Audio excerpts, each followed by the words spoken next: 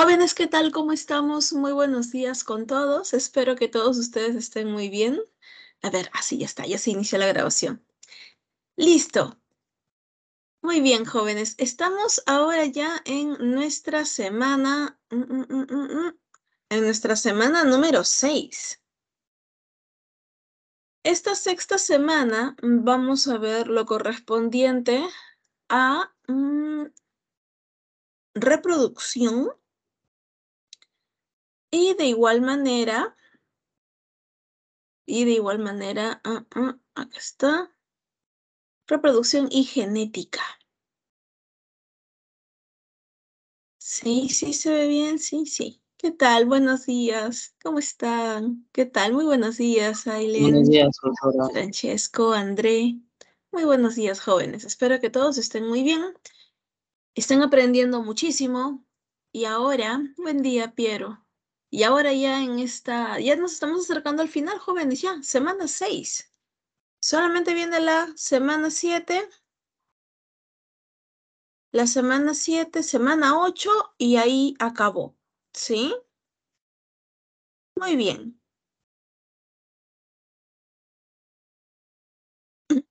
Vamos a empezar. A ver, ahora sí. Por acá. Aquí hay algo que un ratito el diseño me parece que está corto. A ver, creo que es ahí. Sí. Ahí está, ahora sí. Muy bien. Entonces, en esta sexta semana, como les mencionaba, vamos a ver primero lo correspondiente a reproducción. Empecemos por aquí. La reproducción puede darse de manera asexual o de manera sexual. ¿Y cuál es la diferencia entre la reproducción sexual y asexual? Bueno, nada tiene que ver en la cópula, el coito, el contacto sexual aquí no tiene absolutamente nada que ver. ¿Qué significa reproducción asexual? Significa sin gametos. ¿Sí? Simplemente sin gametos. ¿Y cómo se han reproducido? De cualquier otra manera, pero sin óvulos ni espermatozoides. ¿Y cómo es esto? Puede ser cuando la célula se divide en dos, en el caso, por ejemplo, de las bacterias, ¿no? Fisión binaria, por procesos de gemación, como en el caso de algunas levaduras. Ojo, aquí estamos viéndolo en organismos unicelulares. Por esporulación, como en el caso de los protozoarios. ¿Sí? ¿Están tomando nota, no, chicos? Fisión binaria o bipartición en bacterias. Gemación en levaduras, en hongos de tipo de levadura. Y esporulación por algunos protozoarios. Todos ellos son organismos unicelulares. ¿Puede haber alguna otra forma de reproducción en organismos unicelulares? Puede ser, chicos. Puede ser, porque recuerden que todavía no conocemos todas las especies ni todos los organismos unicelulares. Nos falta todavía mucho por aprender, mucho por descubrir en nuestro planeta, ¿no? Así que en algún momento, quizás, ¿no? La ciencia descubra algún otro individuo que tiene una reproducción quizás asexual diferente a estas que acabamos de ver.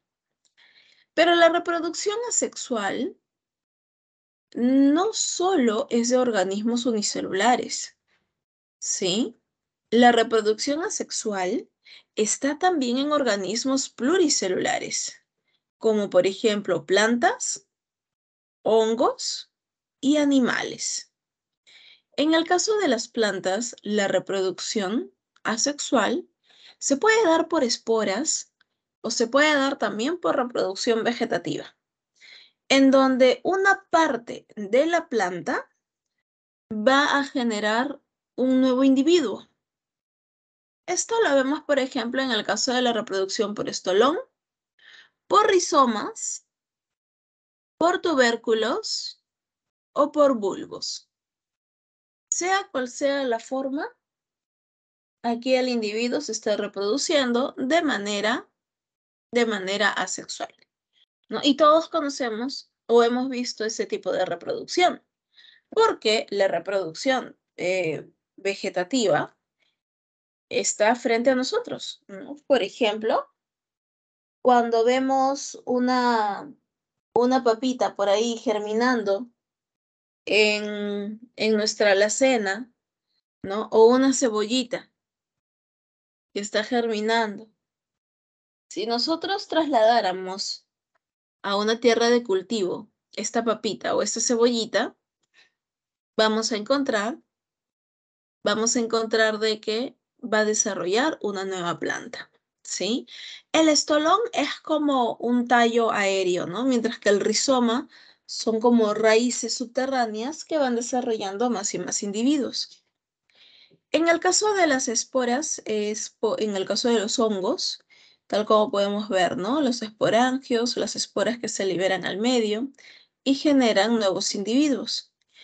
En ninguno de estos casos estamos viendo ni óvulo ni espermatozoide, ¿sí? Ni óvulo ni espermatozoide. Aquí solamente estamos viendo reproducción asexual, ¿sí? Sin gametos. Y los animales tampoco son la excepción. Los animales van a presentar diferentes estrategias, reproductivas, como por ejemplo, cuando vemos la gemación, ay, ¿dónde está acá está. Cuando vemos, por ejemplo, el proceso de la gemación, en donde vamos a ver que del cuerpo del animal surge una pequeña yemita, una pequeña estructura, ¿no? Y surge otra más grande, ¿no? Y va creciendo, y esta estructura va creciendo, creciendo, hasta que por último se desprende de la madre. Este proceso, por más simple que pueda parecer, ¿sí? Este proceso, jóvenes, corresponde como tal a reproducción. Y muchos dirán, pero solamente ha crecido una estructura adicional. Sí, pero esta estructura que ha crecido a partir de el propio cuerpo del animal está generando un individuo más para esta población. ¿Qué significa que me genere un individuo más para la población? Va a significar que los individuos están aumentando. Y ese es el objetivo final de la reproducción, que aumente la cantidad de individuos, ¿sí? Recuerden eso. La reproducción es para la perpetuidad de la especie. La reproducción busca como objetivo final aumentar los individuos de una población. No importa cómo, pero al final tiene que haber al menos uno más. Eso es reproducción, ¿sí? No se olviden. Muy bien. Espero que esa parte haya quedado muy claro. La reproducción asexual en animales puede darse no solo por gemación, sino por regeneración, como en el caso de las planarias. Recuerden que aquí tenemos diferentes animales, ¿no? Muy interesante, porque tenemos diferentes animales que tienen esta capacidad de reproducirse de manera asexual, ¿sí? Entre ellos los platelmintos, ¿no? Recuerden que la hidra, que es el animal que estamos viendo en esta parte, la hidra que se reproduce por gemación, es un nidario o celenterio, ¿sí? Nidario o celenterio. Recuerden ello. En el caso de la planaria, obviamente es un platelminto y tiene la capacidad de regeneración, regenerar las partes de su cuerpo debido a, obviamente, un corte que se haya realizado. Ahora, necesito que ustedes tengan en cuenta algo. Estos organismos, estos animalitos, no se van a reproducir así porque se les dé la gana. Esta característica, este mecanismo que tienen estos animales de reproducción, se basa en que el animal, como viven bajo las rocas, recuerden que las planarias son acuáticas, viven bajo las rocas, ¿sí? Y las planarias se caracterizan porque van a ser muy, muy sensibles, ¿sí? Son muy, muy sensibles. ¿Qué quiere decir esto? Que fácilmente pueden lastimarse o incluso morir. Para que esto no ocurra, han desarrollado obviamente este tipo de mecanismos en donde la planaria puede regenerarse, pero no es un mecanismo entonces de reproducción. Claro que no. Las planarias en su medio ambiente natural, cuando se quieren reproducir, simplemente copulan. Ellas son hermafroditas insuficientes. Quiere decir, son hermafroditas, pero no pueden autofecundarse. Por ese motivo, tiene que haber, al igual que los anélidos, ¿no? Hay dos individuos que copulan, ambos quedan grávidos o preñados y por último ponen huevitos. Las planarias en su medio ambiente natural copulan, tienen reproducción sexual, pero si es que por alguna razón, si es que un animal está pasando, pisa la roca y parte a la planaria a la mitad, la planaria tendrá la capacidad de regenerarse. Esta capacidad, recuerden, es como una estrategia para no morir. ¿Entendido? Nada más. Tengan todo eso en cuenta, por favor, ¿sí? Otro tipo de reproducción asexual también que tienen los animales es la reproducción por fragmentación. Un tipo de reproducción muy famosa para para las estrellas de mar. Y el principio es el mismo. ¿Por qué? Porque la estrella de mar puede fragmentarse y reproducirse.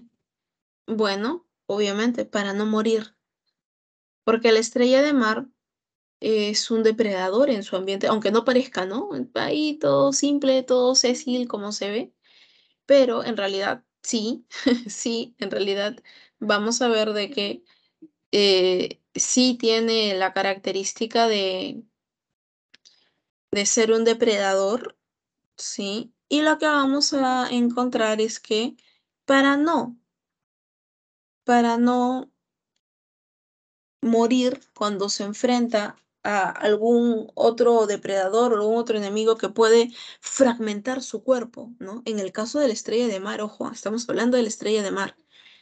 Ese proceso llamado fragmentación permite la regeneración del cuerpo de la estrella de mar. Algo que no suele suceder así de simple, ¿no? Pero ocurre. Muy bien. Entonces, pero ¿y la estrella de mar en su medio ambiente siempre se reproduce por fragmentación? Obvio que no, porque no todo el tiempo los está peleando con otros depredadores, no todo el tiempo los están fragmentando, no todo el tiempo está pasando esto, ¿verdad? Esto no es que ocurra todo el tiempo. Lo que sucede, recuerden, es que es un mecanismo, nada más, una estrategia, ¿ok? Pero te cuento que las estrellas de mar también se reproducen de manera sexual en su ambiente natural, ¿sí? Las estrellas de mar, ellas sí hay hembra y macho por separado. Pero ¿cómo puedo identificar una estrella de mar hembra y una estrella de mar macho? Bueno, no se puede. No tienen, no por fuera, o sea, no es como una persona o como, por ejemplo, ¿no? Un perrito o un gatito que se pueden ver sus estructuras genitales. En el caso de la estrella de mar, todo lo que son las gónadas están por dentro del cuerpo. Y las estrellas de mar por fuera aparentemente son exactamente idénticas, al igual que los erizos de mar, ¿no? Los equinodermos no tienen el llamado dimorfismo sexual. No podemos diferenciar hembras de machos. Entonces, ¿cómo hacemos acá? Bueno, simple, sencillo. Lo único que podríamos hacer es, ¿no? Tendríamos que abrir al animalito para poder ver el color de sus gónadas, ¿sí? Eso tendría que ser la solución que le demos, si es que queremos saber. Pero es que ellos no necesitan identificarse entre sí. ¿Por qué las estrellas de mar no requieren identificarse unas con otras? Porque la estrella de mar no copula. Tiene sexos separados, produce óvulos, produce espermatozoides. Cada individuo, ¿no? Femenino y masculino por separado, pero no van a copular. Recuerden que como muchas especies marinas, simplemente liberan sus gametos al mar. Y en el mar ocurre la fecundación, ¿sí? La fecundación ocurre en el mar. No se olviden de ello. ¿Listo? Y en el mar desarrolla ahí se desarrolla el embrión, desarrolla la larva, ¿no? Y hace todo su proceso hasta generar una estrella de mar, ¿no? O un erizo, dependiendo. ¿Listo? Tengan eso en cuenta, jóvenes, por favor. ¿Sí? Sobre el reino animal hay mucho más que hablar, ¿eh? Hay muchísimo más que explicar y que contarles y las particularidades que podríamos encontrar, pero no se preocupen, eso lo van a ir conociendo ya cuando ingresen a la universidad, van a ir viendo mucho más. Aquí solo tenemos que ver los principales modelos. Ahora, vamos hacia el ciclo celular y la mitosis.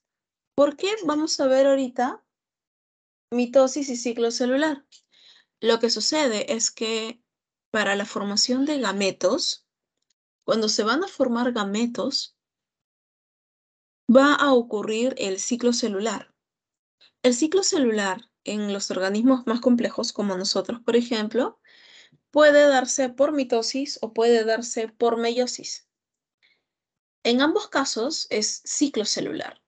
¿Pero de qué tipo de células? A ver, te voy contando las diferencias. La mitosis ocurre en las llamadas células, disculpen la fea letra, pero estoy sin mi tableta. Las llamadas células somáticas. Las células somáticas son las células del cuerpo. Es ahí donde ocurre la mitosis, ¿sí? Como por ejemplo las células de la piel, porque la piel constantemente se está regenerando, ¿verdad? Células somáticas, células de la piel, ¿sí? Y mientras que la meiosis, ahorita vamos a ver cada una de las etapas de mitosis, no se preocupen, mientras que la meiosis ocurre específicamente en las células germinales. Células germinales. ¿Cuáles son las células germinales? Las que van a dar origen, células germinales. Son aquellas que van a dar origen a los gametos. Recuerda que al final de meiosis obtenemos usualmente 4 células haploides. ¿Y por qué te digo usualmente? Bueno, te digo usualmente porque en el caso de la parte femenina, recuerden de que ocurre una especie de clasificación, una previa selección y queda al final solamente un ovocito, ¿no? Queda solo un ovocito. Esa es la característica. Vamos a ver entonces los procesos de mitosis. Antes de que ocurra mitosis o meiosis, en ambos casos, ocurre una etapa conocida como interfase. Conocida como la interfase. La interfase comprende la fase G1, la fase S, sí, uy, por acá, G1, la fase S y la fase G2. La fase G1 es una etapa en donde la célula se prepara para la división, ¿sí? Mientras que la fase S va a empezar a duplicar el ADN. En la fase S ocurre la síntesis de toda la molécula de ADN.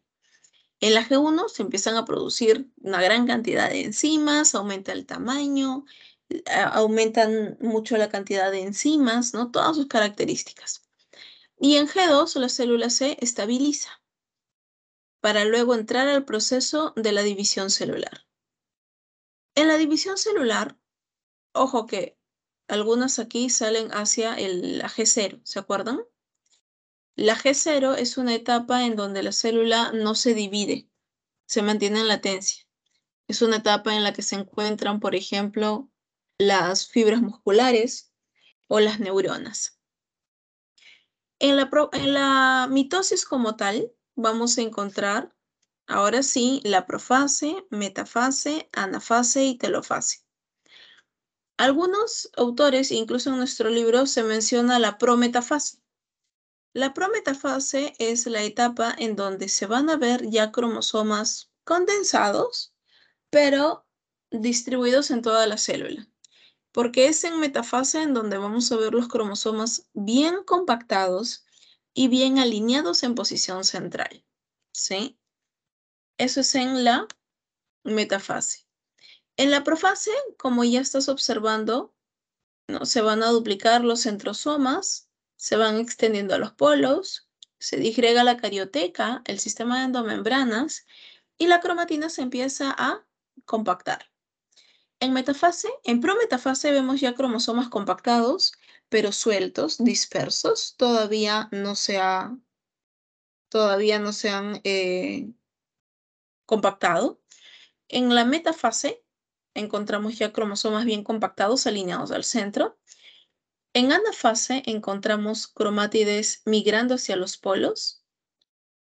En telofase vamos a encontrar que los cromosomas que migraron ya se están descompactando, se está volviendo a formar carioteca y los centrosomas ya se empiezan a disminuir, ¿no? Ya cumplieron su función y empiezan a disminuir y a acomodarse en las nuevas células, para que por último en el proceso de citocinesis la célula termina por estrangularse, termina de cortar y se separa. A ver, yo sé que este proceso no es tan sencillo, ¿sí? No es tan sencillo. Por ahí, si es que alguien tiene alguna duda, alguna consulta, podemos ver. A ver. ¿Dónde está? A ver. Acá está. Justo el día martes también, que estuve en clase, me pidieron esto de aquí. Porque, obviamente, no estaba tan sencillo. Y algunos estaban viendo, pues, la mitosis por primera vez. A ver, la mitosis. Y luego vemos meiosis. A ver. Sí. Ahora les voy a pasar también estos links para que ustedes mismos puedan ver estas animaciones.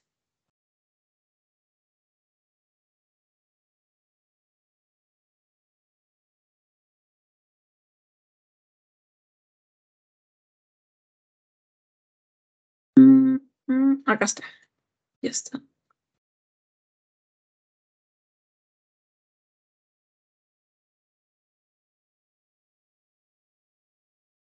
Listo. Compartimos, incluido audio. Y atentos todos, por favor.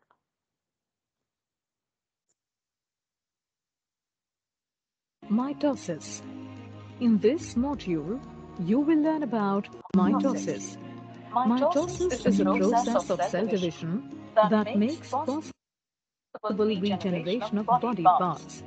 To elaborate, mitosis is the separation of nuclear chromosomes into two identical daughter nuclei. It is divided into four key phases: prophase, metaphase, anaphase, and telophase. An additional phase called cytokinesis occurs after the complete nuclear division. Before a dividing cell enters mitosis, it undergoes a period of growth and rest. This period is called interphase. In interphase, the genetic material of a cell increases. Prophase. During prophase, the chromatin condenses and becomes short and thick to form chromosomes. Each chromosome has two sister chromatids joined together at the centromere.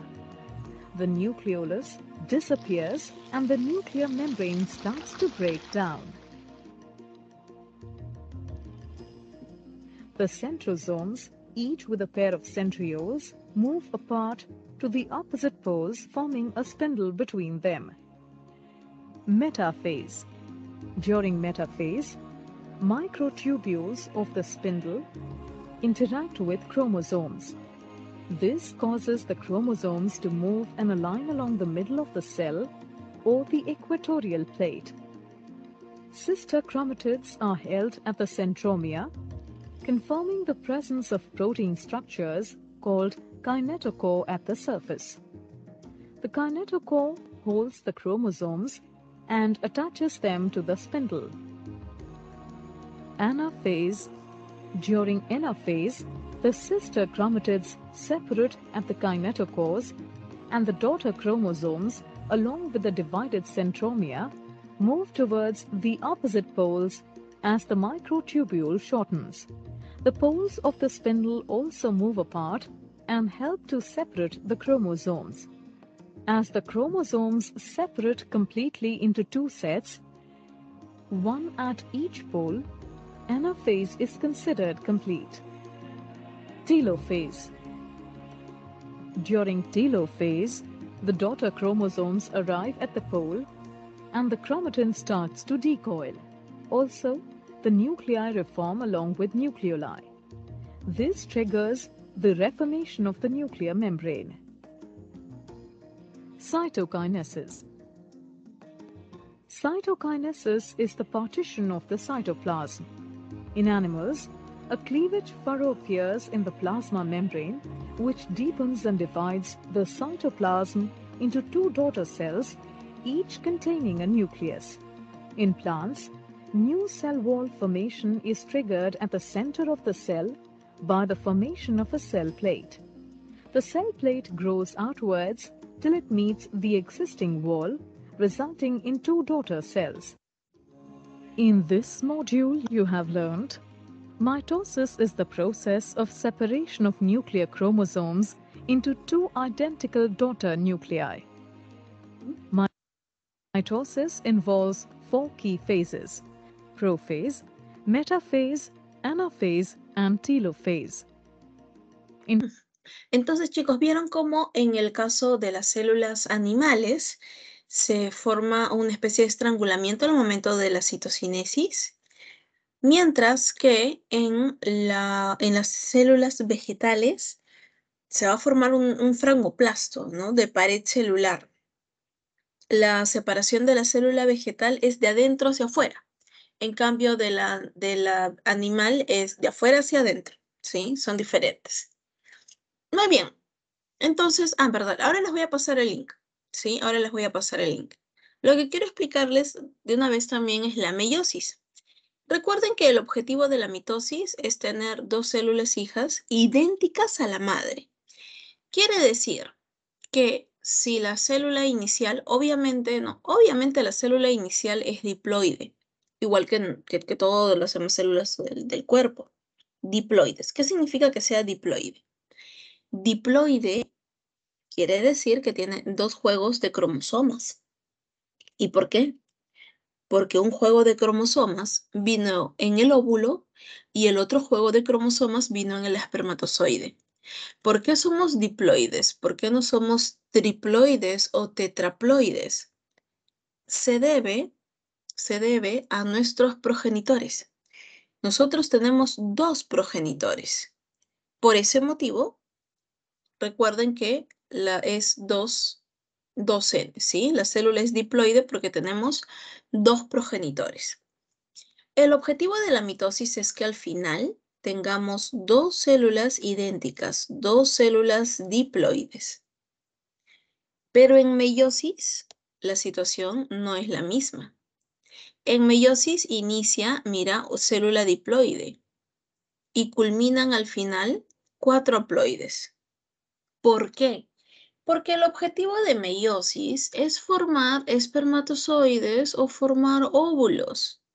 Y obviamente el espermatozoide tiene que ser haploide y el óvulo también, porque cuando se junten, cuando se fecunden, va a formar un organismo 2N, ¿sí? Va a formar un organismo diploide. ¿Qué pasaría si el espermatozoide es 2N y el óvulo 2N? No, pues esto no es viable. Va a salir algo 4N. No es posible, ¿verdad?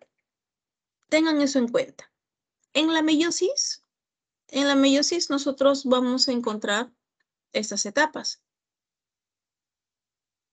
Por aquí. Vamos a encontrar meiosis 1 y meiosis 2. La meiosis 1 tiene profase, metafase, anafase y telofase 1. La meiosis 2 también. La meiosis 1 es una meiosis en donde los 2N cromosomas se van a separar. Pero recuerda que aquí los cromosomas son dobles. El juego de cromosomas que nos dio mamá se va para un lado y el juego de cromosomas que nos dio papá se va para el otro lado. Pero antes de que se separen, recuerden que en profase se recombinaron. El famoso crossing over, la recombinación genética ocurrió en profase 1. Aquí está, mira, ampliado. Aquí está solo la profase 1. En la profase 1 vamos a encontrar 5 etapas más. El leptoteno, cigoteno, paquiteno, diploteno y diacinesis. Y estos procesos ocurren solo en profase 1, nada más. En paquiteno es donde se da la recombinación genética.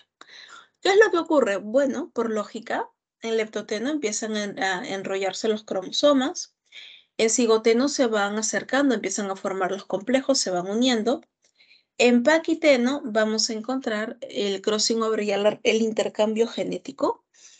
En diploteno se van separando los cromosomas y en diacinesis termina la separación.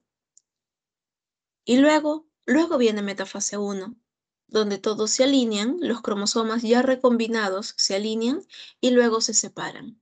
En la telofase terminan de formarse, se separan para luego entrar a meiosis 2, que es en donde la célula nuevamente se vuelve a dividir.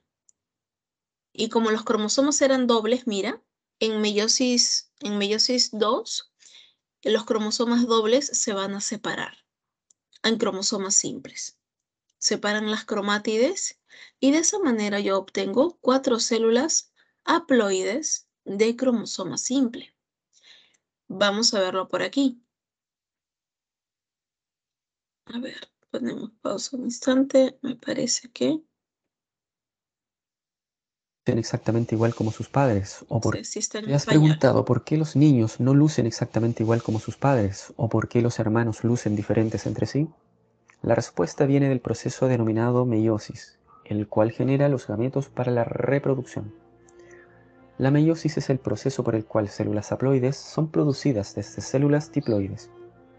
Para que esto ocurra, los cromosomas deben ser correctamente ordenados y distribuidos de una manera tal que se creen células genéticamente únicas, con la mitad del número de cromosomas que la célula original. La meiosis sucede en células especializadas, llamadas células germinales, dentro de las gónadas de los machos y las hembras. Para que ocurra con éxito la reducción en el número de cromosomas en las nuevas células hijas haploides, son necesarias 2 rondas de divisiones nucleares, Estas divisiones son denominadas meiosis I y meiosis II. Aunque la mitosis y la meiosis lucen muy similares, hay unas pequeñas diferencias esenciales. Una diferencia obvia es que en la mitosis resultan 2 células hijas diploides, mientras que en la meiosis resultan 4 células haploides. Como en la mitosis, la meiosis comienza después de que la célula ha completado exitosamente las etapas G1, S, G2 de la interfase.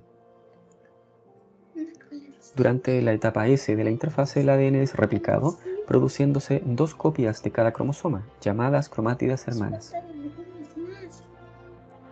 El par de centriolos ubicados en el citoplasma se duplican y comienzan a extender los microtúbulos, los cuales formarán el huso. Las cromátidas hermanas permanecen unidas por el centrómero y se condensan a medida que la célula entra en profase de la meiosis I. Hasta este punto, el proceso luce igual que la mitosis, pero 2 eventos ocurren en meiosis que no ocurren en la mitosis, los cuales originan diversidad genética. El primer evento ocurre en profase 1, cuando los pares de cromosomas homólogos, constituidos por 2 cromátidas hermanas, se ubican uno al lado del otro en un proceso llamado sinapsis, formando una tétrada o bivalente. Los cromosomas homólogos lucen similares, aunque no necesariamente poseen genes idénticos. Una vez que esta estructura se ha formado, el segundo evento, llamado crossing over, puede ocurrir. Durante el crossing over ocurre un intercambio físico de segmentos entre cromátidas de cromosomas homólogos, incrementando la diversidad genética. Profase 1 concluye con la fragmentación de la envoltura nuclear, mientras los centriolos duplicados se mueven hacia los polos opuestos en la célula. Mientras ellos se mueven, las fibras del huso se forman. En prometafase 1, ya con los centriolos en su lugar, el huso meiótico está completamente formado. Las cromátidas hermanas están unidas a las fibras del huso por sus cinetocoros. Aquí sucede otra diferencia clave entre mitosis y meiosis. Debido a la sinapsis y al crossing over en las etapas anteriores, los cromosomas homólogos permanecen alineados y solo una cromatida hermana se encuentra unida a un polo de la célula por microtúbulos cinetocóricos. En la mitosis, en cambio, cada cromátida hermana está unida a las fibras del huso mitótico. Las fibras del huso se originan de polos opuestos. Durante la metafase 1, los bivalentes se alinean de manera aleatoria a lo largo de la placa metafásica. Debido al sorteo independiente, el alineamiento es al azar y genera diversidad genética. En anafase 1, los cromosomas homólogos se separan y se mueven hacia polos opuestos. La meiosis 1 culmina con la telofase 1, cuando los cromosomas se descondensan y la envoltura nuclear se regenera. La citoquinesis separa el material citoplasmático y las 2 células hijas son separadas por medio de un anillo contráctil. El producto final de la meiosis 1 son 2 células haploides. La meiosis 2 comienza sin que el material genético se replique. Los centriolos otra vez se duplican y comienzan a moverse a polos opuestos de cada célula. En la profase 2, las cromátidas hermanas se condensan mientras que el huso meiótico comienza a formarse y la envoltura nuclear comienza a desaparecer. En prometafase 2, las cromátidas hermanas se unen por medio de sus cinetocoros a los microtúbulos, con las cromátidas hermanas unidas a polos opuestos. El huso alinea las cromátidas hermanas a lo largo de la placa metafásica durante metafase 2. Durante la anafase 2, las cromátidas hermanas se separan liberando cromosomas individuales, los cuales se mueven a polos opuestos.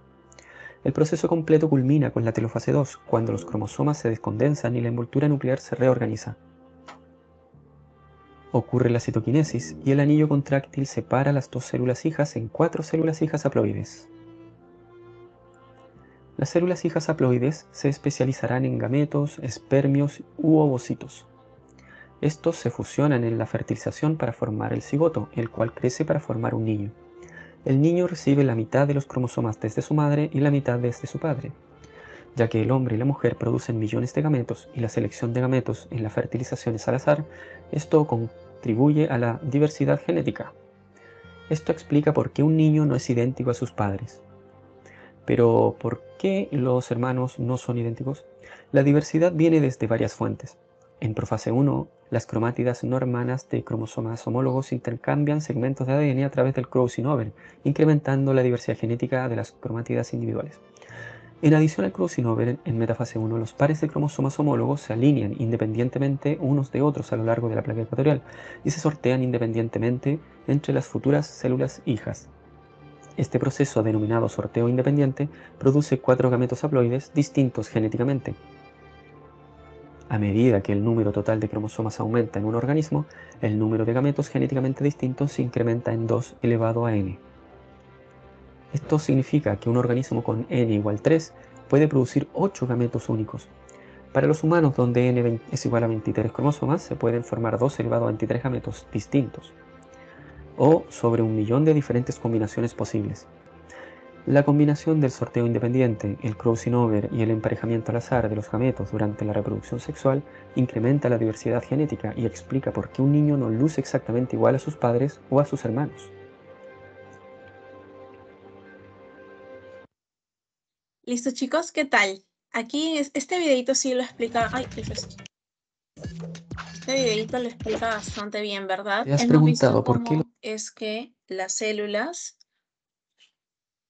se regeneran. Vamos a copiar por aquí.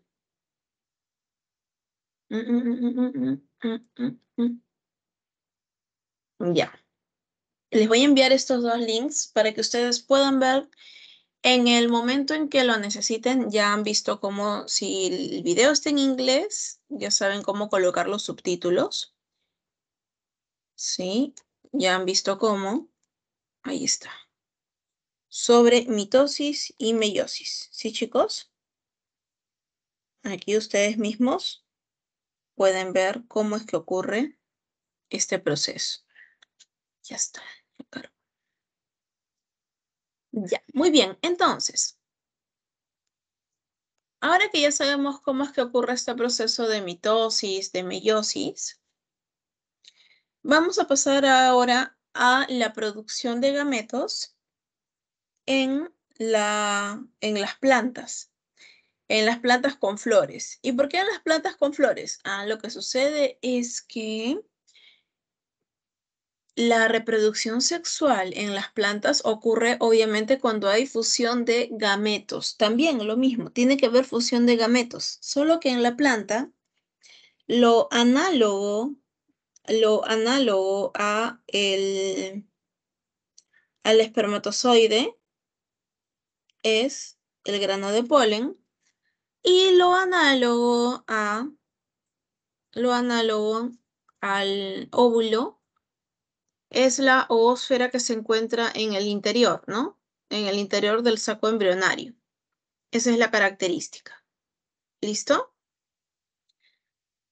Entonces, cuando nosotros tenemos una florcita, la cual va a producir obviamente granos de polen, y aquí en el centro está el saco embrionario, cuando ocurre que el grano de polen cae, el grano de polen tiene que tener 3 núcleos. Esa es una característica. ¿Dónde está? Acá está, miren.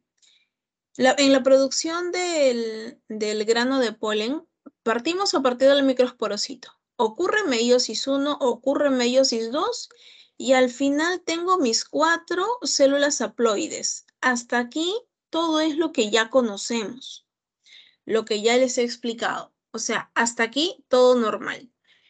¿Cuál es la variante que encontramos por aquí? Lo que pasa es que luego de realizar el proceso de meiosis, viene ahora lo que se conoce como la cariocinesis.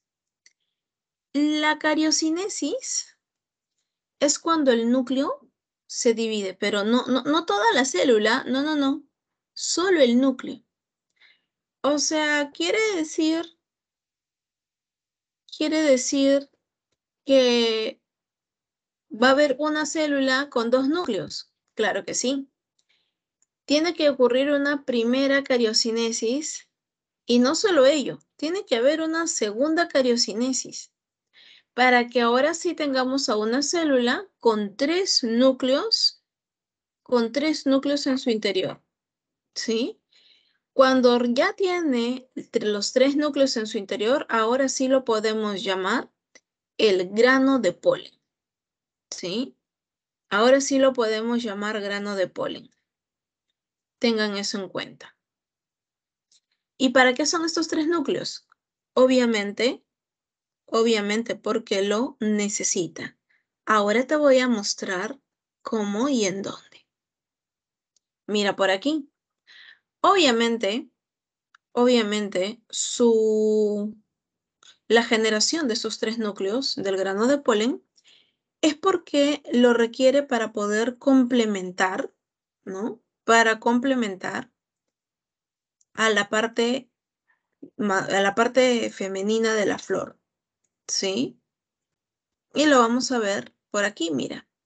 Para la producción de las megasporas. Producción de megasporas es la parte femenina. Como sabemos, el óvulo es mucho más grande que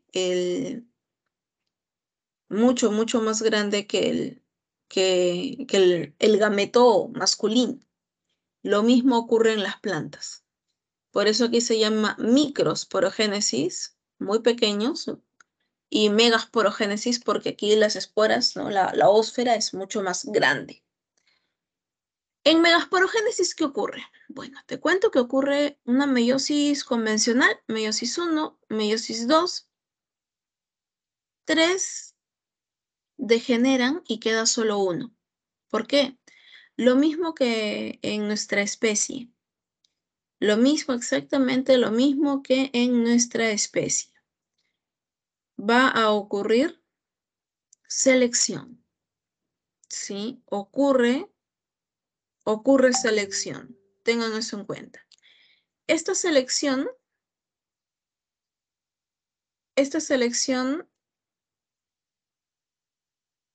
se va a dar teóricamente al azar. ¿Sí? Se va a dar al azar. Y al final quedará solamente una sola célula que será la futura oósfera. Pero, nuevamente, ¿ahora qué va a pasar? Ya, bueno, ya te estarás imaginando. Igual que para la producción de los granos de polen, lo que ocurre aquí son más cariocinesis. La cariocinesis quizás sea un proceso nuevo que tú nunca lo habías escuchado quizás, pero la cariocinesis recuerda que es solo cuando el núcleo se duplica.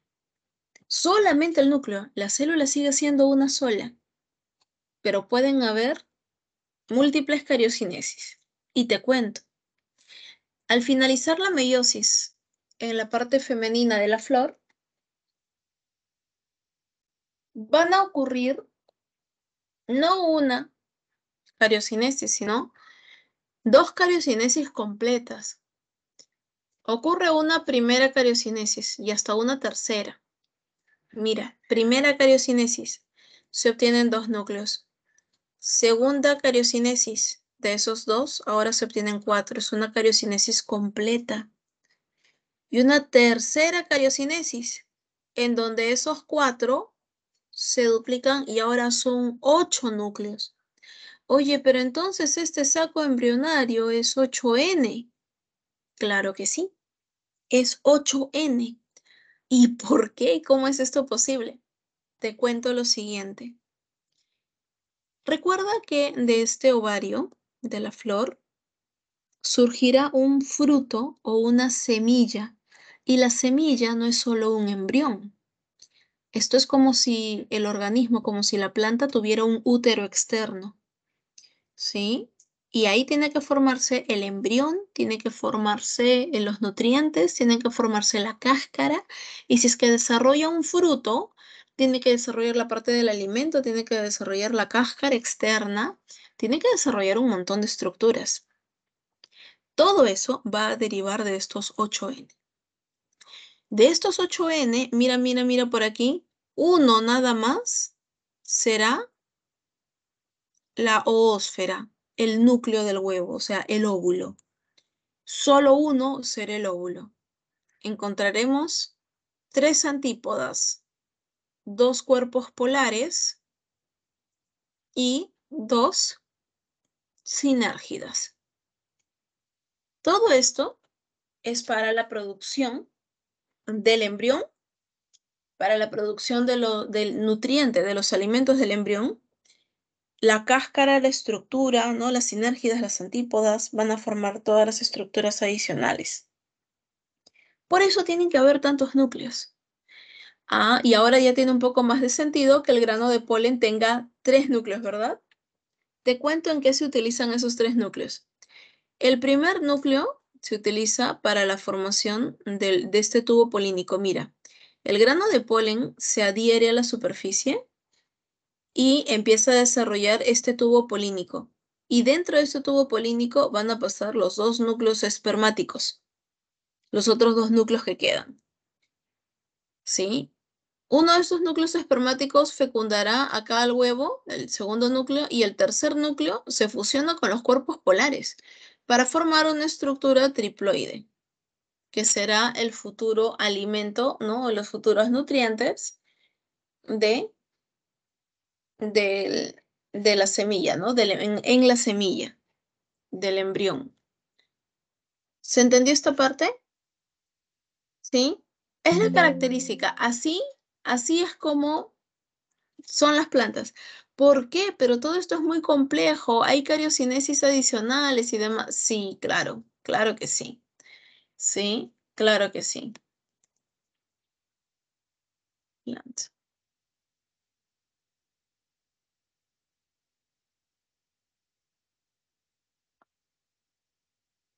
Claro que sí, es como nosotros vamos a encontrarlo ya. Aquí está, miren, esto es como ocurre la doble fertilización. En las plantas se le llama, se le llama a este proceso en donde entran los 2 núcleos y uno fecunda al óvulo, ¿no? A la ósfera y el otro los cuerpos polares, se le conoce como doble fecundación, ¿sí? Vamos a verlo por aquí. Rapidito, si no entendieron bien, por favor, presten mucha atención. Con esto ya debe de consolidarse y quedar todo bien claro, ¿sí? Atentos, por favor.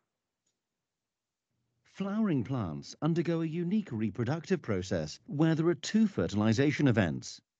This double fertilization event occurs between the male reproductive organ, the male gametophyte, and the female reproductive organ, the female gametophyte. Before the fertilization event can occur, the ovule has to undergo some changes. At present, the ovule contains 1 reproductive cell, known as the megaspore or mother cell. This cell is diploid and undergoes meiosis, producing 4 haploid megaspores.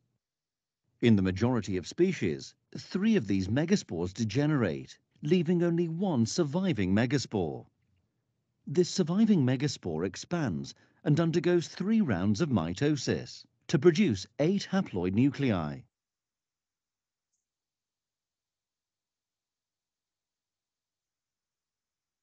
As the nuclei have not developed any individual division, they initially share the same cytoplasm.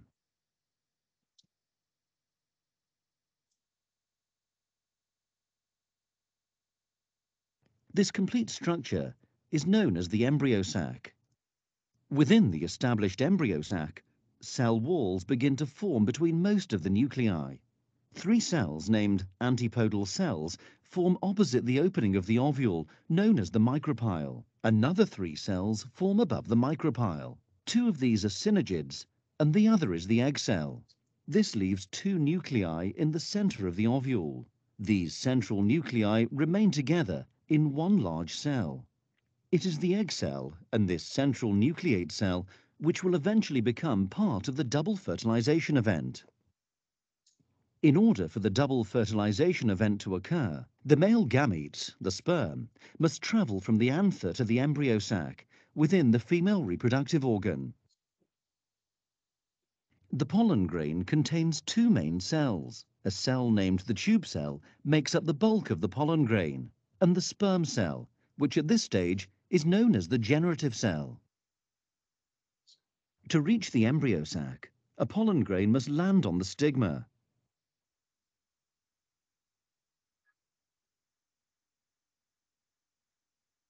Once landed, it begins to germinate.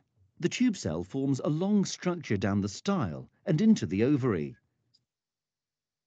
The generative cell travels behind the tube cell nucleus. Once near the ovary, it divides by mitosis to produce 2 haploid sperm cells. The pollen tube reaches the micropyle and releases the sperm cells into the embryo sac. One of the 2 sperm cells fertilizes the egg cell. This produces a diploid zygote, which will become the embryo. The other sperm cell moves up and fuses with both of the central nuclei, forming a triploid cell. This unusual triploid cell develops into an endosperm and serves as the embryo's food supply during early development. It is only angiosperms, flowering plants, which have this double fertilization characteristic, where a diploid zygote and a triploid endosperm form. Gymnosperms, pines, tracheophytes, ferns, and non-tracheophytes, mosses, lack this double fertilization feature.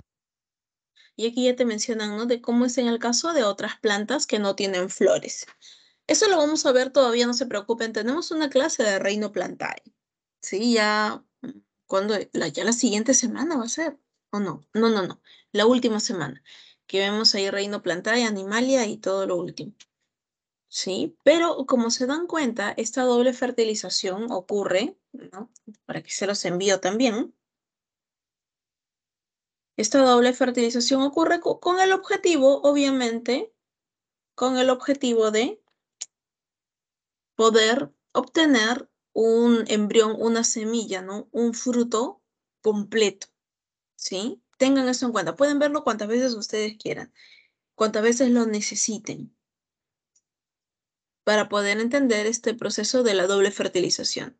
Lo primero que deben de entender, recuerden, es que al finalizar la meiosis, en la producción de gametos de la planta no culmina ahí. En el caso de la microsporogénesis ocurren 2 cariocinesis incompletas sucesivas, mientras que en la megasporogénesis ocurren 3 cariocinesis sucesivas, obteniendo al final 8 núcleos, ¿sí? Ahora, vamos con la parte del ser humano. En nuestra especie, los gametos, como sabemos, se producen a nivel testicular. Aquí se producen los gametos, los cuales los espermatozoides tienen que pasar al epidídimo para madurar y adquirir la capacidad de motilidad. ¿Sí? Una vez maduros pueden salir, pueden recorrer y lograr salir a través de la uretra.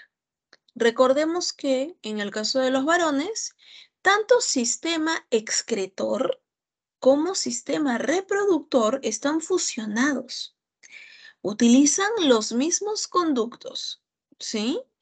Utilizan los mismos conductos de salida. El único conducto de salida, la zona de la uretra. Sí, en ellos estos 2 sistemas están fusionados, pero en el caso de la mujer están por separado. El sistema excretor tiene un conducto, tiene la uretra por separado y las partes reproductoras, el sistema reproductor, tiene un conducto aparte de la vagina que se conecta, ¿no?, con la parte externa, ¿sí?, hacia la salida, para de esta manera pueda ocurrir la cópula y la fecundación en la zona de la matriz. Recordemos que en las mujeres la producción de gametos ocurre en el ovario.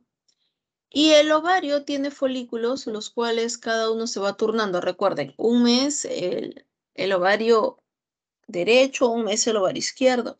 Se turnan para el proceso de ovulación. Los folículos que se van a formar van a desarrollar los óvulos por completo. Y luego viene la hormona luteinizante, que estimula la salida, la ovulación, para que este folículo degenere ahora en cuerpo lúteo que produce progesterona. Por un tiempo, por unos días nada más. Y luego disminuye. Esto es el ciclo menstrual. Lo vamos a ver ahora. Aquí está, mira. Cuando un folículo es pequeñito, va desarrollando. La hormona que está aquí presente es la folículo estimulante, mira. En verde, la folícula estimulante. Al momento de la ovulación, en su punto máximo, está la luteinizante. ¿Y por qué? Porque obviamente al salir el óvulo, lo que queda de folículo degenera a cuerpo lúteo. Por eso esta hormona se llama la luteinizante, ¿no? Y luego baja. El cuerpo lúteo, ¿qué va a producir? Mucha progesterona. Mira, acá está la progesterona. ¿Sí? Y antes de la ovulación también hay mucho estrógeno. Sí, por eso la elevación de las hormonas también indica posible fecundación, si es que ocurriera la cópula. Luego, de que ocurrió la ovulación, el óvulo está suelto, está libre en la trompa de Falopio, bajando hacia la matriz. Y en todos estos días, obviamente, desde aquí incluso puede haber el proceso de fecundación, ¿no? Desde el momento de la ovulación. La progesterona disminuye si es que no hay fecundación y el endometrio que se ha formado, mira, el endometrio va a caer. El día número 1 de nuestro ciclo en las mujeres es el primer día en donde caen las primeras gotas de sangre, ¿sí? Las primeras marcas de sangre, ese es el día número 1. La menstruación puede durar hasta 7 días, pero así terminando el proceso. Día número 1 puede caer un poquito de sangre, día número 2, 3 y 4 ya es en mayor cantidad, ¿no? Mayor cantidad de flujo. 5 ya mucho menos, 6 ya, y 7 cae la última traza. Eso es lo ideal. Puede durar menos, incluso hasta 4 o 5 días. Genial. Pero los 7 días no pueden ser abundante sangrado. Tengan en cuenta, es peligroso. Ni tampoco más de 7 días. Eso ya sería prácticamente una hemorragia. ¿Sí? Hay que tener cuidado con ello. Como el día número 1 es el día en que cae, el día número 14 es el día de la ovulación. El día 14 ya tiene que haber un poquito de endometrio para el día 14, ¿sí? Y si es que ocurre la cópula, genial, va a haber fecundación. Pero hay que tener cuidado con ello, porque días antes de la ovulación, si es que hay cópula y los espermatozoides quedan en el interior, ¿sí? A ver, ¿dónde está? Acá está, miren. Si los espermatozoides quedan en el interior, se ha encontrado, y esto ya fueron hallazgos científicos muy interesantes, ¿no? De que en algunos casos, no siempre, los espermatozoides pueden vivir hasta una semana dentro del útero. Hasta una semana. O sea que si cuando los espermatozoides entraron y no encontraron al óvulo, ya listo, ya está, no. Los espermatozoides pueden vivir dentro del útero por varios días, ¿sí? Y si en esos días se da la ovulación, obviamente los espermatozoides van a llegar aquí, hasta esta zona. Hay que tener en cuenta que los espermatozoides que pueden sobrevivir tanto, obviamente son espermatozoides de excelente calidad, ¿sí? Porque no todos los espermatozoides pueden sobrevivir tanto tiempo, ¿no? No todos. Tengan eso en cuenta. No todos, son muy pocos. Entonces hay una muy buena selección. Si eso ocurre, obviamente ocurrirá la fecundación, va a ir avanzando el embrioncito, va a 2, 4, 8, 16, 32, 64, 128 células, hasta formar una mórula, una blástula, ¿no? Una gástrula, y se da el proceso de implantación, de donde sabemos desarrollar el embrión, que generará el ectodermo, endodermo, mesodermo para los diferentes sistemas que tiene el ser humano. El ectodermo, que desarrolla tejido epitelial, piel, pelos, uñas, sistema nervioso y órganos de los sentidos, ¿no? El mesodermo para el sistema muscular, circulatorio, óseo, excretor y reproductor. Y el endodermo para el sistema digestivo, respiratorio. Sí, pero, recuerden que del mesodermo surge también una pequeña porción del sistema nervioso que es la microglia. Mesodermo, microglia. ¿Sí? Apréndelo de esa manera, por favor. Mesodermo, microglia. ¿Listo? Entonces, tengan esto en cuenta. Vamos a ver ahora por aquí. Volvemos un ratito. Muy bien, entonces, no olvidemos de que no solamente es el día 14, ¿no? Sino que desde antes, si es que hay espermatozoides, podría ocurrir la fecundación. Si no ocurre la fecundación, va a pasar la zona, mira, de la etapa de cuerpo lúteo y luego, nuevamente, el endometrio cae, ¿sí? El endometrio cae. Cae el endometrio por la disminución de estrógeno y progesteronas. Y cae. ¿Listo? Y nuevamente inicia el ciclo. Este periodo, este ciclo menstrual dura aproximadamente 28 días. Más o menos 2 o 3 días, dependiendo también la genética de la mujer. En el caso de los varones no tienen un ciclo de producción de espermatozoides. Claro que sí. Los varones también tienen un ciclo espermático. Pero entonces, ¿por qué no se enseña mucho? El ciclo espermático en el varón no se enseña tanto debido a que los varones producen gametos en masa.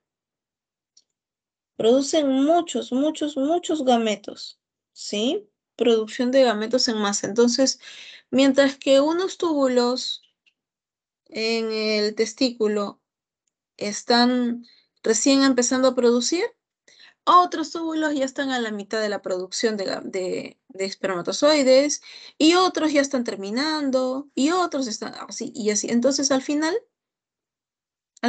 hay tantos túbulos, al final hay tanta producción de espermatozoides que todos los ciclos se solapan. Es decir, todos van a ser constantes. ¿Listo? Muy bien. Muy bien. Si tienen alguna duda, alguna consulta, por favor, enciendan su micrófono o por el chat. Yo de rato en rato saben que estoy viendo el chat, ¿sí? Muy bien, esto que quede claro. La gametogénesis en los seres humanos, al igual que en las plantas, ocurre meiosis 1, meiosis 2, y en los varones ocurre diferenciación, ¿no? Las 4 células finales de la meiosis van a diferenciarse hacia espermatozoides. Y en el caso de la mujer, ocurre meiosis 1, meiosis 2, pero solo queda un ovocito, porque los demás núcleos degeneran. Ocurre este proceso de selección, ¿no? Ocurre este importantísimo proceso de selección para evitar que la siguiente generación tenga alguna mutación o alguna alteración. Ahora, en el caso de algunos grupos animales, vamos a encontrar otras formas de generar nuevos individuos sin la necesidad de gametos. O mejor dicho, sin necesidad de los dos gametos, como es el caso de la partenogénesis. En partenogénesis nosotros encontramos un óvulo no fecundado, el cual solito el óvulo empieza a hacer partenogénesis, solito, ¿ah? Solito. No necesita de espermatozoide ni nada. Y cuando realiza este proceso, cuando realiza este procedimiento, ¿sí? La partenogénesis me va a dar origen a un zángano, que es el individuo macho, ¿no? En una colmena de abejas. El zángano es un animal haploide, como te puedes imaginar. Claro, nosotros somos diploides, ¿por qué? ¿Te acuerdas? producto de la fecundación, ¿no? Producto de la fecundación de el óvulo y el espermatozoide. Aquí solamente está actuando el óvulo. Y el óvulo solito tiene la capacidad, ¿sí? Tiene la capacidad de realizar este procedimiento, ¿sí?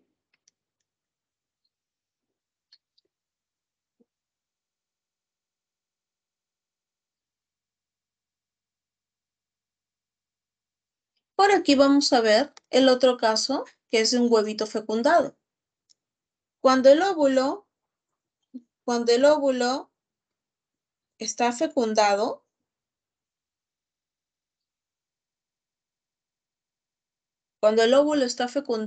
va a poder dar origen a una obrera o a una reina. ¿Siempre?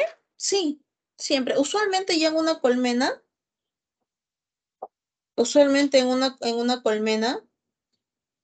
vamos a encontrar una reina y muchas obreras.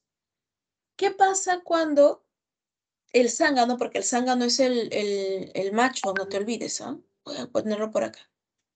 Cuando el zángano, que es el que produce espermatozoides, fecunda al óvulo, o sea, para eso el huevo no fecundado tiene que hacer partenogénesis, para generar machos.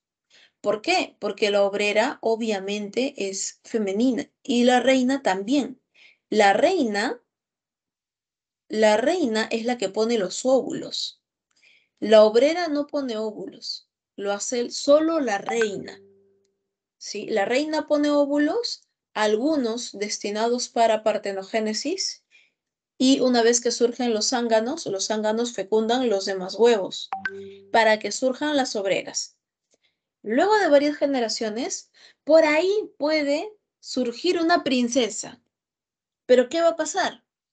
Cuando esta princesita crezca, la reina de la colmena, obviamente, tiene hormonas, tiene feromonas que estimulan a que esta princesa se vaya de la colmena. Y la princesa puede irse de la colmena, se va con un grupo de obreras a formar un nuevo panal. Y así la reina asegura su linaje, ¿no? Asegura que todo continúe. Y ya tenemos un nuevo panal de abejas, ¿sí? Eso es lo que va a ocurrir. ¿Entendido? Tengan eso en cuenta, por favor. En la clasificación de los animales de acuerdo a su nacimiento, tenemos a los ovovivíparos, ovíparos y vivíparos. Creo que los vivíparos todos sabemos, ¿no? Es cuando nace ya el individuo totalmente formado. Se ha formado en el interior, nace y ya está. Nace el individuo tal cual, ¿no? En este caso vemos un canguro, por ejemplo, y cuando nace un canguro vemos un canguro en chiquitito, en miniatura. En el caso de los ovíparos, son aquellos animales que se reproducen por huevos, ¿sí? Ellos son los ovíparos. Y efectivamente vamos a encontrar aquí aves, vamos a encontrar reptiles, ¿no? Que ponen huevitos y estos luego eclosionan y surgen. Y surge del huevo, nace un individuo en miniatura de la especie, ¿no? Que va a ir creciendo y desarrollando. Pero en los ovovivíparos, como en el caso de muchos tiburones, vamos a encontrar que los huevos, el animal no pone huevos, no tiene nido.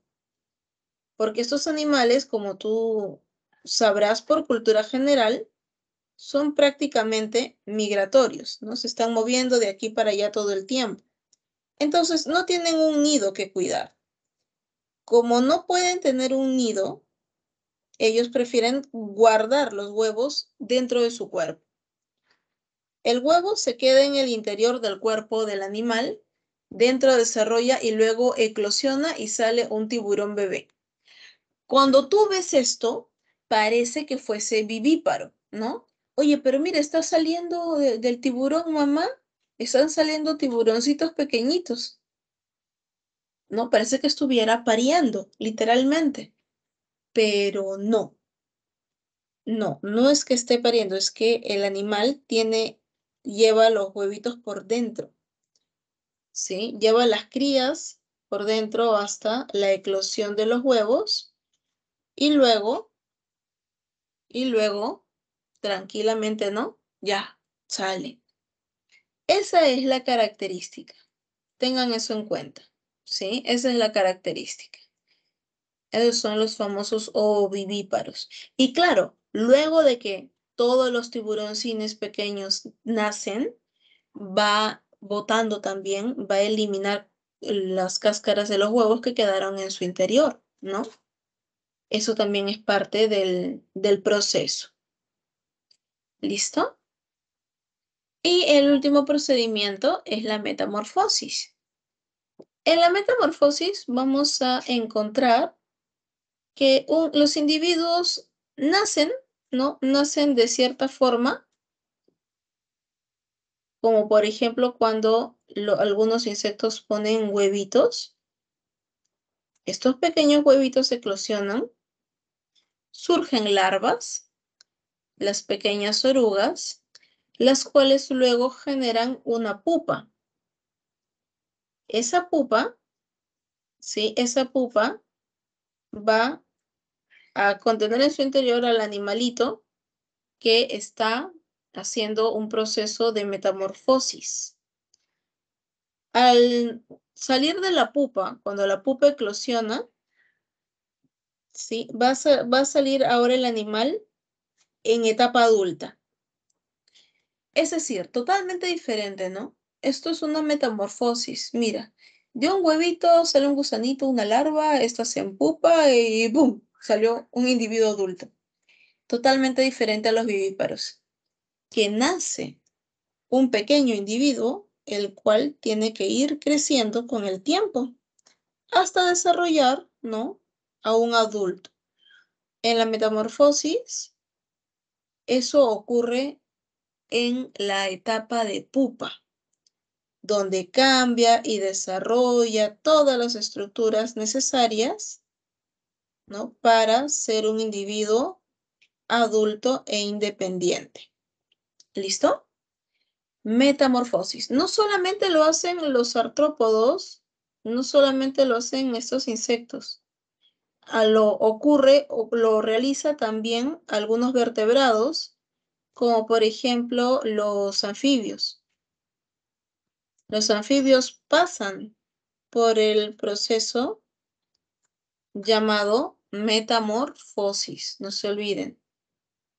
Van a pasar por metamorfosis. Muy bien, muy bien. A ver, por aquí vamos a ver si es que no hay ninguna otra consulta, porque ya pasamos ahora sí a nuestro siguiente tema. Por último, que es el tema correspondiente a genética. Ay, no hay ninguna duda, ninguna consulta. Ya.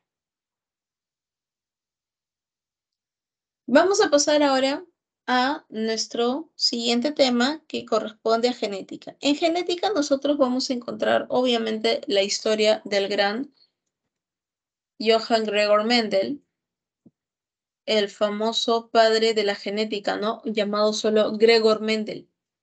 Gregor Mendel tiene tantos hallazgos y es todo un boom y es nombrado el padre de la genética porque para la época en la que Gregor Mendel describe el comportamiento de los genes y la herencia y la variabilidad, ni siquiera se conocía el ADN. Miren la época, miren el año, ¿no? No se conocía el ADN. Se creía que lo que estaba dentro del núcleo de las células era una proteína. Incluso lo llamaron nucleína. Pero efectivamente no era, ¿no? No era una proteína, era ácido nucleico, otro tipo de molécula, ¿sí? Otro tipo de molécula totalmente diferente. Pero bueno, Gregor Mendel presenta su trabajo de 8 años de investigación en Pisum Sativum, ¿sí? Lo presenta, en aquel tiempo, jóvenes, ni siquiera existía la palabra ciencia. Se llamaba historia natural. Presenta sus investigaciones en un congreso, en una reunión, una reunión de historia natural, ¿no? No se llamaba reunión científica, sino reunión de historia natural. Y le dicen, pues, que está loco, que no, que cómo va a ser posible, que está mezclando matemáticas, ¿no? Porque prácticamente esto es probabilidades. Matemáticas con seres vivos, que qué le pasa. No, que seguramente está loquito. No, no, ya, vaya nomás. Lo mandaron de vuelta a su monasterio. Obviamente el pobre Mendel lo único que hizo fue tomar su trabajo de 8 años de investigación y lo guardó en la biblioteca y dijo, bueno, en algún momento a alguien, a alguien le servirá, ¿sí? En algún momento a alguien le servirá. Entonces, ¿qué es lo que ocurre aquí? Mendel murió de problemas renales y como en 1910 aproximadamente, se descubre por fin los ácidos nucleicos. Se descubre que en el núcleo hay una molécula muy especial, muy importante, con capacidad de producir lo que la célula necesita, una molécula inteligente que puede heredar, etcétera, etcétera. Y por ahí se acordaron de que hubo un monje que hace mucho tiempo atrás había descrito las posibles leyes de la herencia sin siquiera conocer el ADN. Los redescubridores del trabajo de Mendel, ¿no? Hugo de Bryce, Carl Correns y Erich von Schermack logran redescubrir el trabajo de Mendel, ¿sí? Y lo llaman el padre de la genética. Post-mortem, obviamente ya Gregor Mendel llevaba más de 10 años de muerto, pero Mendel tenía razón. Hoy se sabe que con lo que ya te he explicado esto, de los cromosomas homólogos, ¿por qué se llaman homólogos? Porque uno viene de mamá y el otro viene de papá. Ten en cuenta eso. Dos progenitores.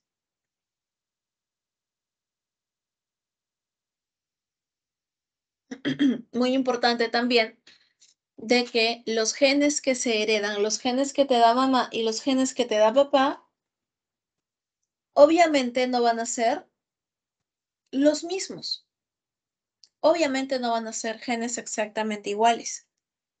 Te pueden dar algunos genes iguales, dominantes o recesivos, y otros genes que van a ser diferentes. Puede ser un alelo dominante y el otro recesivo. Los genes van a buscar expresarse y cuando nos heredan genes diferentes, estos son alelos. ¿Qué cosa es un alelo? Un alelo es la forma variante de un gen. Por ejemplo, mi papá puede tener cabello rubio y mi mamá cabello negro. ¿Sí? ¿Cuál es el gen dominante ahí? Para el cabello negro. ¿Qué se va a expresar? El cabello negro. ¿Cuál es el dominante? El cabello negro, obviamente. ¿Sí? Esa es la característica que vamos a encontrar en genética. ¿Listo? Ahora, fenotipo y genotipo. ¿Qué cosa es? Fenotipo son las características externas que vemos en un individuo. Genotipo, genotipo es todo el conjunto de genes que tiene un individuo. El genotipo con el ambiente van a expresar un fenotipo. ¿Por qué se dice con el ambiente? Lo que sucede es que el genotipo varía su expresión dependiendo del ambiente. Sí, hay estímulos ambientales que pueden ir cambiando también el fenotipo. Recuerden eso. ¿Cuáles son las características que describe Gregor Mendel? ¿Cuál fue su hallazgo? ¿Cuál fue su aporte? Bueno, solo en Pisum sativum identificó estas características, siendo dominantes, obviamente, Todas estas, mira. La forma lisa de la semilla de color amarilla, la vaina inflada de color verde, las flores púrpuras o moradas, las flores en posición axial, en posición lateral, la planta alta. Todas estas son características dominantes. ¿Cuáles son las recesivas? Si la semilla es rugosa, si la semilla es verde, si la vaina está comprimida o constreñida, si es de color amarilla, si las flores son blancas, si están en posición terminal en el extremo, en la punta de la planta, o si las plantas son enanas, son de tallo corto. Todas estas características son recesivas. Y tú dirás, pero la mayoría de arvejitas son verdes. ¿Cómo va a ser algo recesivo? Sí, pues, tal cual. No sé si alguna vez en tu vida habrás visto una arvejita amarilla. Ese es el color dominante. Pero ¿por qué entonces la mayoría son verdes? Lo que sucede es que son cruces dirigidos, chicos. Cuando ya se trabaja la agricultura de una manera comercial, obviamente se van a generar productos de acuerdo a lo que más le guste a las personas. Y una de esas características es justamente las semillas verdes, ¿no? Las semillas verdes en esta planta. ¿Por qué? ¿A qué se debe? Bueno, lo que sucede es que a las personas les gusta ver a las plantas de color verde. Básicamente, básicamente, jóvenes, es por eso. Porque a las personas les gustan las plantas verdes y ver las arvejitas verdes, ¿sí? Ver las arvejitas verdes. Y por eso es que no son amarillas. Cuando ven que está amarillo dicen, ay, no, se está malogrando. O creen que no terminó de madurar, ¿no? Y lo descartan. Pero bueno, ahora ya sabemos. ¿Cuál es la primera ley de Mendel?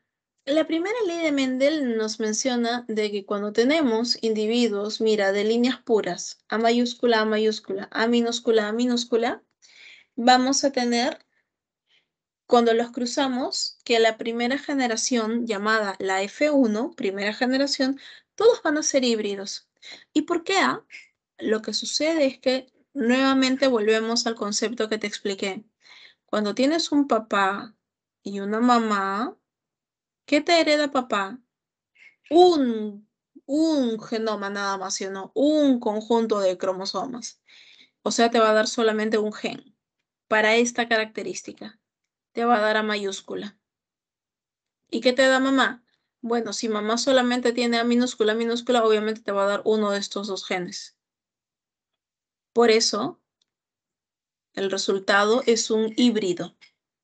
Siempre tienen que tener en cuenta eso. Así salen los problemas al toque, chicos, ¿ah? Cuando sabes que papá te va a dar un gen, mamá te da el otro gen y ya está.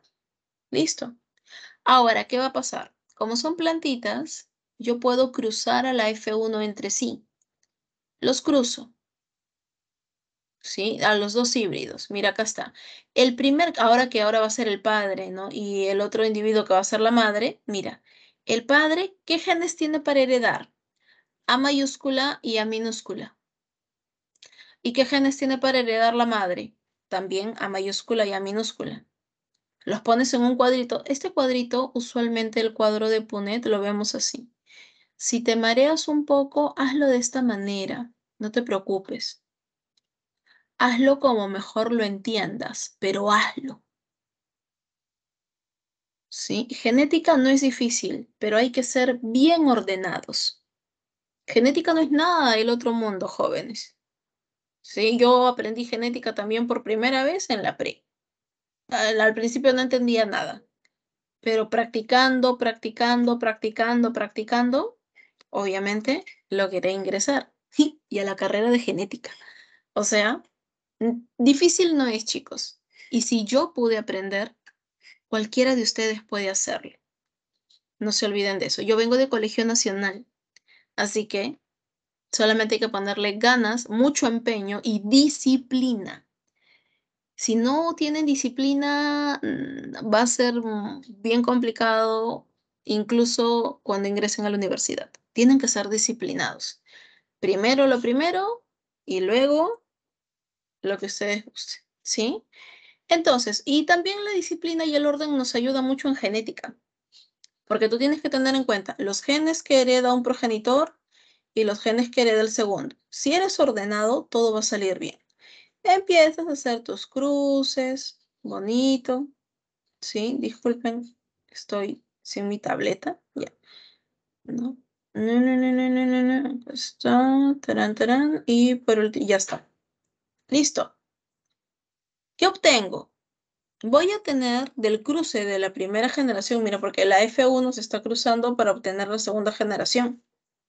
¿Y siempre se hace eso? No, no siempre se hace eso. A ti el problema te puede decir que del resultado de la F1 lo vas a cruzar con el homocigoto dominante. Ah, ya, entonces esto lo tienes que cruzar con el homocigoto dominante. Ya, ¿y esto cómo sería? Lo mismo, mira, tu cuadrito de Punnett sería de esta manera. A con A y A. ¿Y por qué lo coloco así? Recuerda que estás colocando toda la posibilidad de, de gametos que ellos pueden heredar. ¿Sí? Eso es lo que estás haciendo, ¿no? Y al hacer tus cruces aquí, vas a tener también proporciones. Por ejemplo, aquí en esta primera proporción tenemos fenotípicamente, lo que yo veo serían, mira, el homocigoto dominante y el híbrido se van a ver exactamente iguales, ¿sí o no? Mira, acá está. Ahí están, mira. Se ven iguales. ¿Por qué? Porque el híbrido tiene el gen dominante y el gen dominante frente al gen recesivo, obviamente se expresa el gen dominante. ¿Sí? Ese es el punto. Y el homocigoto recesivo, él sí se va a diferenciar de los demás. Físicamente, fenotípicamente. Entonces, por fenotipo, la proporción es 3:1. 3 individuos que se ven igual, ¿no? Y un tercero, ¿sí? Estos tres que físicamente se ven exactamente iguales. No puedes diferenciar un híbrido de una línea pura. ¿Sabes cómo? Por ejemplo, ya, yo tengo mi cabello negro, mi cabello es oscuro. Volvamos al ejemplo. Si mi papá tiene el cabello rubio y mi mamá cabello negro, ¿yo qué soy? Híbrida, ¿verdad? Y obviamente se ha expresado el gen dominante que es el cabello negro. Pero si yo no te hubiese dicho que mi papá tiene cabello rubio, tú no hubieses sabido que yo soy híbrida. ¿Por qué? Porque mi fenotipo es dominante. Mi color de cabello es negro.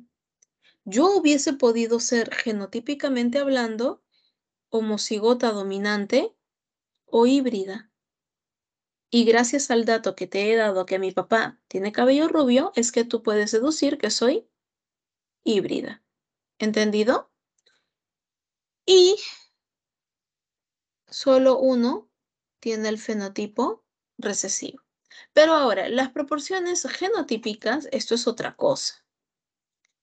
La proporción genotípica es de acuerdo a si es homocigoto dominante, híbrido u homocigoto recesivo, ¿sí? Dependiendo. Entonces, ¿por qué la proporción genotípica es 1:2:1? Porque solamente uno es homocigoto dominante, dos son híbridos o heterocigotos y uno es un homocigoto recesivo. Proporción 1:2:1. ¿Entendido? Y ya está. Con la segunda ley de Mendel. La segunda ley de Mendel sabemos que ya es un poco más complicadita. Aquí tenemos que aplicar también el cuadro de Punnett. Aquí se van a cruzar dos individuos, ¿sí? Con genes diferentes para diferentes características. ¿Y por qué Mendel hizo esto? ¿Esto de qué me sirve? ¿Para qué? Lo que sucede es que con esta ley de Mendel, Mendel comprueba que estas características no son necesariamente, no van juntas. O sea, la semilla lisa no necesariamente va a ser amarilla, puede ser también verde. La semilla rugosa no siempre va a ser verde, ¿ah? También puede ser amarilla. La semilla amarilla puede estar en vainas infladas o constreñidas, verdes o amarillas. ¿Qué significa esto? Que lo dominante no siempre está con lo dominante. A veces lo dominante está con lo recesivo. Por eso es que vemos personas, por ejemplo, de piel oscura, cabello oscuro y ojos claros. ¿Sí? O piel oscura, ojos oscuros y cabello claro, de manera natural. Las características fenotípicas no siempre van de la mano. Eso es lo que ustedes deben de saber, ¿sí? Para eso es esta segunda ley de Mendel, ¿sí? En donde también se hace este cuadro de Punnett, pero partimos siempre de los parentales. A Mendel siempre le gustaba partir de las líneas puras, porque era lo más práctico para ese momento. Por eso tenemos A mayúscula, B mayúscula, B mayúscula, y A minúsculas con B minúscula, ¿sí? Cuando cruzamos individuos de línea pura, ¿qué vamos a obtener? Obviamente, chicos, obtenemos híbridos. Claro, porque recuerda, un gen de papá, un gen de mamá, el segundo gen de papá, el segundo gen de mamá, ya está. Pero aquí yo obtengo mi F1. Toda mi F1, absolutamente todos, resultantes de este cruce de linajes puros, todos van a ser híbridos. Todos, todos, todos, todos, todos, absolutamente todos. ¿Sí? ¿Y qué obtenemos por acá? Mira, ¿qué es esto? ¿Por qué hay AB, AB, AB así tan variado? Lo que se hace aquí, chicos, es este individuo, este progenitor, ¿qué genes puede heredarle a sus hijos, a sus descendientes?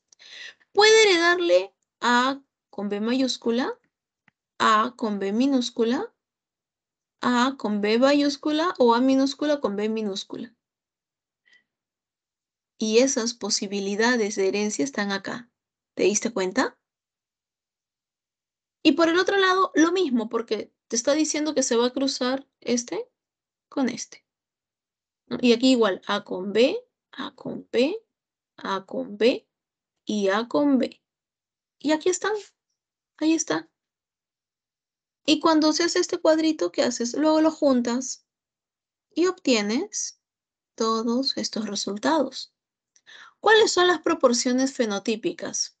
9 individuos, fenotípicas, ¿ah? Fenotípicas. 9 individuos van a tener la primera característica dominante y la segunda dominante, o sea, amarillo y liso. 3 van a tener la primera dominante y segunda recesiva. 3 tendrán la primera recesiva y la segunda dominante. Y 1 va a tener ambas características recesivas. ¿Se dieron cuenta? Sí, estas son las proporciones fenotípicas, no lo olviden. Y ahora, en proporción genotípica, bueno, la proporción genotípica sí es un poco más compleja, debido a que tenemos los doble homocigoto dominante, cuando son híbridos, el homocigoto recesivo, ¿no? El homocigoto dominante con recesivo, híbridos, los que son doble híbridos, ¿no? Hay 4 doble híbridos, luego el resto son híbridos, linajes puros entre dominantes y recesivos, ¿no? Y solo uno es de linaje puro recesivo.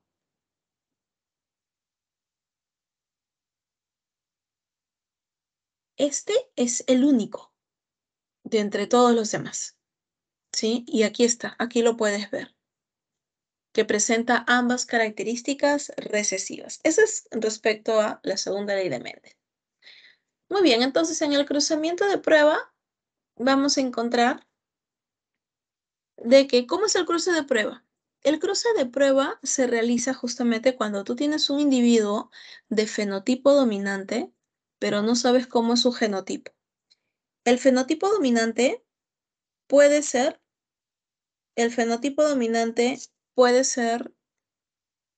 con genotipo homocigoto dominante o híbrido, ¿sí?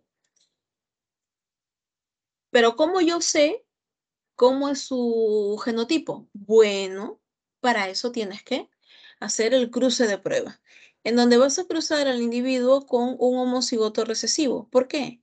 Porque el homocigoto recesivo, cuando yo lo veo, sé que es homocigoto recesivo. En cambio, cuando tú ves a alguien con fenotipo dominante, tú no sabes si esa persona es homocigoto dominante o si es que puede ser híbrida. ¿Sí? Por eso lo cruzas con alguien de genotipo conocido, el homocigoto recesivo. Si los cruzas y todos salen amarillos, por ejemplo, en este caso, no con fenotipo dominante, todos, ya, entonces el individuo sí es de linaje puro dominante. Pero si salen, el resultado es algunos dominantes y algunos recesivos, no se va a poder, ¿no? Obviamente no es de linaje puro dominante. ¿Sí? ¿Y cuándo se denomina retrocruzamiento? Mira, cuando tenemos un individuo que sabemos que supuestamente es un híbrido y para verificarlo lo cruzamos con un homocigoto recesivo. Obviamente buscamos obtener estas proporciones, ¿no? 50-50. En la herencia no mendeliana debemos de recordar, ahora son, ojo, los genes, no todos nuestros genes son dominantes o recesivos. La siguiente semana vamos a ver también la genética de Morgan. Ojo, no todos los genes son dominantes o recesivos. Hay algunos genes que tienen la llamada dominancia incompleta y otros que tienen codominancia. ¿Cómo es dominancia incompleta o también llamado herencia intermedia? Cuando tú tienes individuos, los cruzas, mira, individuos de diferente color, y cuando los cruzas obtienes una descendencia de otro color diferente a los progenitores.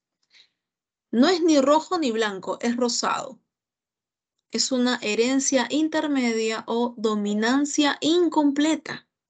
Y cuando cruzas las flores rosadas, obviamente nuevamente obtienes rojas, rosadas y blancas. ¿Sí? En cambio, en codominancia es cuando si tú heredas un gen y el otro progenitor hereda otro gen, cuando obtenemos la descendencia va a expresar ambos genes. Por ejemplo, en la sangre MN, la sangre M es igual de linaje puro, la sangre N también linaje puro, pero cuando se junta sangre M con N, surge una persona de sangre MN, literalmente MN. No es solo M ni tampoco solo N, son los dos a la vez. Cuando se expresan los dos a la vez, eso es codominancia. También vamos a ver la codominancia, por ejemplo, mira, cuando tenemos el cruce de una gallina negra y un gallo blanco. ¿Qué tenemos? Mira, una gallina jaspeada, pero esto parece dominancia incompleta. No. ¿Por qué es jaspeada? Porque tiene plumas negras y porque tiene plumas blancas. ¿Entendido? Plumas negras y plumas blancas. ¿Ok? Por ese motivo, la gallinita es jaspeada. ¿Sí? Ambos a la vez, codominancia. En los seres humanos también pasa esto, por ejemplo, con el grupo AB.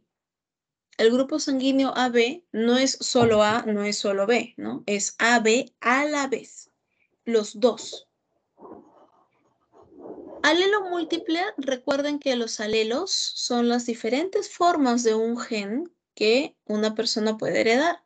Por ejemplo, hay sangre A, sangre B y sangre O. Aquí hay 3 alelos, ¿sí? Que el I minúscula, como sabemos, es el recesivo, puede estar junto con el A y la persona expresa sangre de tipo A. Con el alelo B expresa sangre de tipo B, ¿no? Y con el A, bueno, va a ser sangre AB, ¿no? Sangre AB, codominancia, no se olviden. En todos los casos vamos a tener, ¿no? Por ejemplo, miren, puede ser A homocigoto o híbrido, B homocigoto o híbrido, ¿no? El AB, por acá, B homocigoto híbrido, el AB, que es el codominante, y el la persona de sangre O, que es el recesivo. El grupo sanguíneo RH, el RH es un gen mendeliano. Y te cuento que el RH positivo es el dominante. ¿Qué quiere decir? Que si yo tengo esto, esto y esto, ellos dos van a ser para RH positivo y A minúscula es para RH negativo. ¿Sí? Por eso, si cruzamos, por ejemplo, mira, si tenemos una madre de RH negativo y se casa con un varón RH positivo, y si es que hereda el híbrido, mira, el híbrido va a tener RH positivo. Con el primer embarazo, normal, ¿sí? Cuidado sus audios, chicos. Con el primer embarazo, normal, no hay ningún problema. Pero el segundo embarazo, la madre ya está sensibilizada y obviamente va a generar una eritroblastosis fetal. Eso significa que cuando el bebé empiece a formar su propia sangre, el sistema inmune de la madre ataca y lo destruye.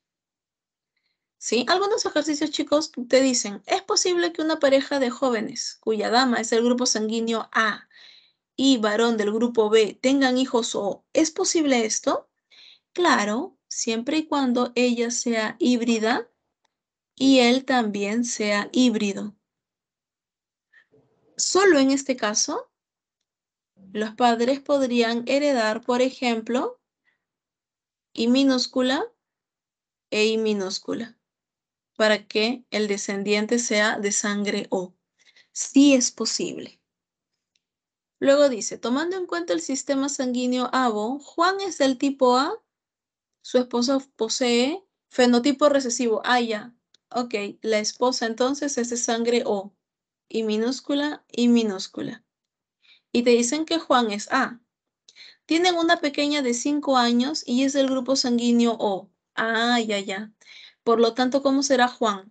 Juan tiene que ser híbrido para que herede I minúscula, su esposa otro I minúscula, y de esa forma su hija sea del grupo sanguíneo O.